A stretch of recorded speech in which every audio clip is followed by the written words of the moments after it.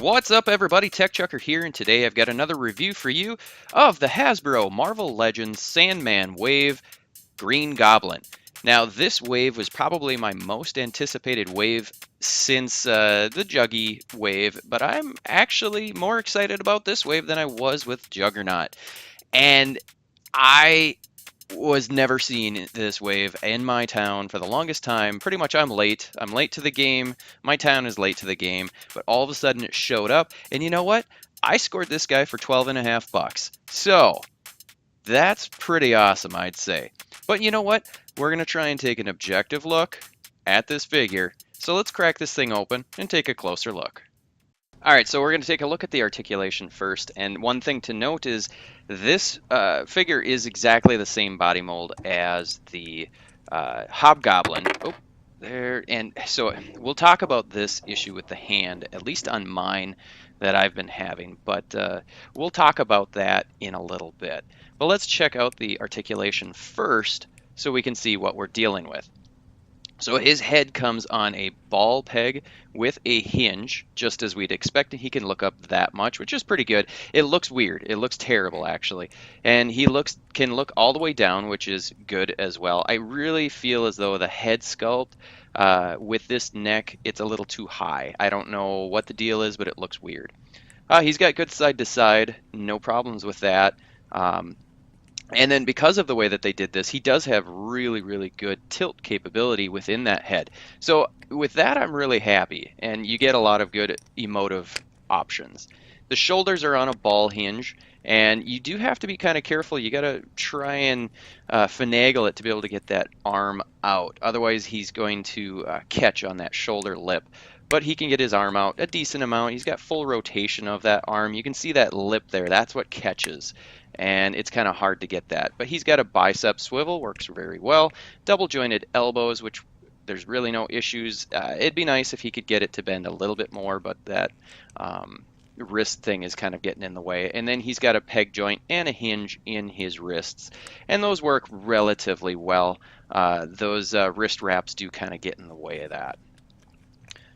And this is what I'm talking about. With this one, it just pops off really easy, and that thing slides on and off, at least on the right one on my figure. I don't know if that's the case for everybody, but mine does that.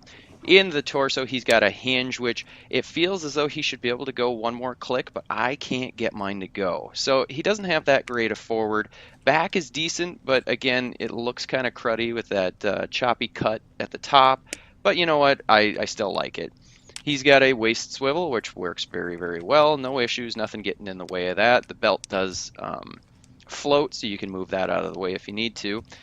In his hips, he's got T-jointed ball joints in his hips, and he's pretty limited, which we would expect. And here he is with his feet flat on the floor, pretty much his widest stance, which, you know, isn't too bad. It could be better, though. He is able to kick forward really, really well. I'm happy with that. I'm very, very happy with that. Backwards kick is actually pretty decent. And then he's got a upper thigh cut, which is okay. He's got double jointed knees. He's got a upper boot or a shin cut. And then he's got a hinge in his ankle. He's got good backwards and okay forward. I wish he could move his ankle forward more. And then he has an ankle rocker, which works pretty well. So overall, you know, we already know what the articulation is on this figure because it's the same mold as what we saw with Hobgoblin. It's pretty decent. So the sculpt and the paint on this figure, obviously the sculpt is almost entirely the same as Hobgoblin aside from the head sculpt, and we'll talk about that and some of the other issues, and we'll talk a little bit about the paint. So looking at this head sculpt, I actually really, really like this head sculpt. I think Hasbro did a really, really good job. The one thing I don't like is the eyes. The pupils are a little bit derpy on mine. My lighting is probably not giving it justice for how nice this is. The rest of the paint is pretty good. They painted the teeth really, really well. And I like the softness of some of the pieces of the actual hood or hat or whatever you call that. Let's see if we can zoom this sucker in a little bit and take a closer look at those details, because I think they did good. Had they just been able to execute those eyes, I mean, it does make him look a little more crazy, which is fine, but you can see these little flaps are very soft, which is very, very good. The back of the hat is relatively soft as well. His ears are kind of soft, so if they do catch on something, they're probably not going to break off. I did know, I feel like the neck is too long or that head is just sitting a little bit too high, but it does help with that articulation. And then I already noted in the shoulders. The shoulders are hard to actually move, and it's because of this lip and how the peg actually kind of flexes when you're trying to move this shoulder. So if you push on the top of that shoulder, you'll be able to get that to move a little bit better. But I love this feathering look that we see. This is an interesting method that they chose for the construction of this. I didn't know that this is how they did it, but I think if I were to jam that wrapping piece all the way in a little bit harder, then that hand's probably going to stay in a little bit better. So if that happens for you, just try jamming that thing on harder so that it gives the peg a little bit more space to be able to slide in and possibly stay.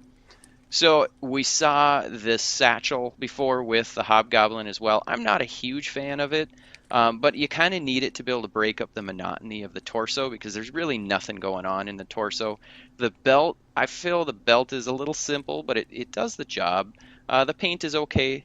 There's not a huge amount of shading anywhere, but I don't know that it really needs it. It still pops and looks pretty nice. So I'm happy with how this figure has turned out. All right, let's do a side-by-side comparison of the two figures. So Hobgoblin obviously looks considerably more bulkier, and it's because of that cape, and I really love that cape. I actually like the Hobgoblin just a hair more than I do the Green Goblin. I think that they just executed it a little bit better, a little cleaner. But we can talk a little bit about the couple of differences that are here. Obviously, the belts are different, and I like the Hobgoblin's belt a little bit better. He's got the cape, which is obvious, and obviously they've got the two different heads, which is obvious. But aside from that, there really isn't much of any other. There's no other sculpt differences, which is okay, and I'm fine with them reusing it because essentially the two characters are very, very similar. All right, let's close this thing out with a look at the accessories that Green Goblin comes with. And he just comes with a couple. He comes with this little pumpkin bomb, which we've seen before, I think one or two times, and it's sculpted actually really nicely. We know that it's a decent enough little accessory. The paint is nice. I like it. He holds it relatively well. You do have to kind of be careful because it does pop out pretty easily, and this is a terrible pose, but you can see that he can hold it. So enough said about that. I like that one. The good piece that he comes with is this glider, and I really like this glider a lot more than the Hobgoblins. It's bigger, it feels a little thicker with the plastic, but you know the detail work is okay. It's decent enough. Again, I'm not a huge fan of those open slots underneath the feet, but you know it's kind of soft, so it flexes, which is good. You know, overall the sculpt is nice. There's no paint, again, nothing on it. I do wish that there would be like a peg hole underneath that we could peg it into a Mafex stand or something. But here's a quick side-by-side comparison between the two of them, and you can see that they are. Green Goblins is considerably bigger, which is good. I like the darker gray of the Hobgoblins, and I like the sculpt. The sculpt is about the same for me on both of them, but I think that it works. It works pretty well.